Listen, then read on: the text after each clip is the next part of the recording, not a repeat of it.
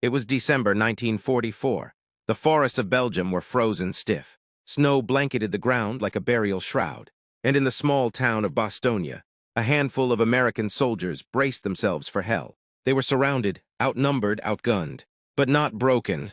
This is the story of the Battle of Bastogne, where the 101st Airborne Division, cut off from the world, held their ground against Hitler's last, desperate gamble, and where one word, nuts, would become a symbol of unshakable defiance. The surprise blitz, Hitler's final gamble. In mid-December 1944, as the Allies pushed toward Germany, Hitler launched a surprise counteroffensive through the Ardennes forest, the last place anyone expected. It was a bold plan: strike hard, punch a hole in the Allied lines, seize Antwerp, and split the American and British forces. Caught off guard, American defenses collapsed in several sectors.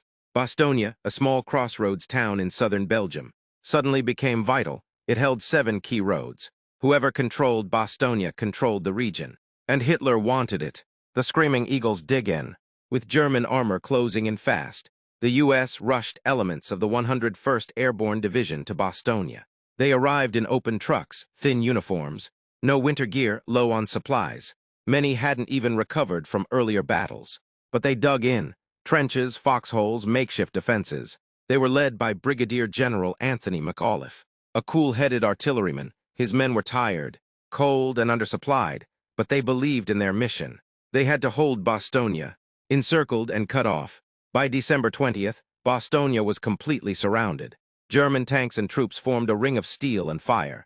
Resupply was nearly impossible. Fog and snow grounded Allied aircraft. Food was scarce. Ammunition dwindled. Medical supplies ran out.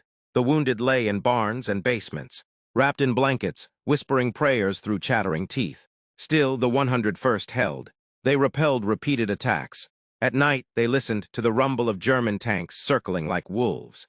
The air was so cold it cracked rifles, froze fingers, and numbed hope. But not spirit. The ultimatum. On December 22nd, a German delegation approached American lines under a white flag. They carried an ultimatum from General Heinrich Freiherr von Leutwitz. The honorable surrender of the encircled town of Bastogne is demanded. If this proposal is rejected, a bombardment with heavy artillery and aerial weapons will begin. They expected reason. They expected fear. Instead, they got nuts. That was General McAuliffe's reply. Just one word. The Germans were confused. Is this affirmative or negative? They asked. Colonel Joseph Harper replied, grinning. It means go to hell. Under fire, holding the line. After the refusal, all hell broke loose. German artillery pounded Bastogne. Tanks rolled in. Infantry stormed the outer positions. The Americans held firm. Units like Easy Company of the 506th fought from frozen foxholes.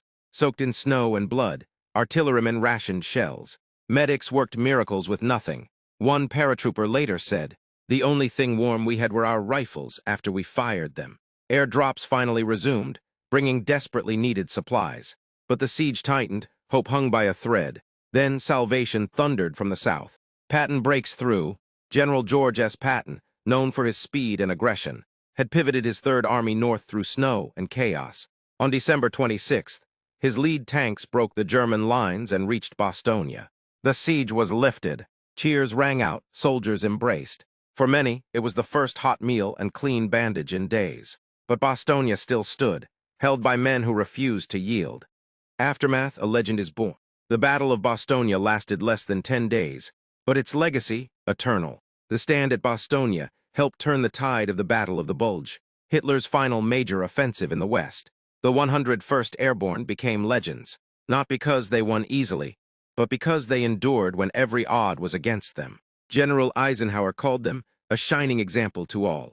Nuts and the human spirit. What makes this story powerful isn't just strategy, it's the human spirit. The medic who gave his only morphine to a dying boy. The soldier who kept fighting with frostbitten feet. The officers who stood tall when surrender seemed logical. And of course, the one-word reply that still echoes in military halls. Nuts. In that moment, it wasn't just slang. It was defiance, dignity, duty. It meant, we don't quit. We don't surrender. We hold. The Battle of Bastogne reminds us that courage isn't always about charging forward. Sometimes it's about standing firm. Even when cold bites, bullets fly, and you're all alone. It's about choosing defiance over despair. brotherhood over fear, and saying nuts when the world demands you bow. The town of Bastogne still honors those men. Monuments, plaques, and a museum keep the story alive. But more than that, we remember them, not just as soldiers, but as symbols. Symbols of what it means to hold the line, even when it seems impossible. Thank you for listening to this War Wonders story. If you enjoyed it, share it, so the memory of Bastogne never fades.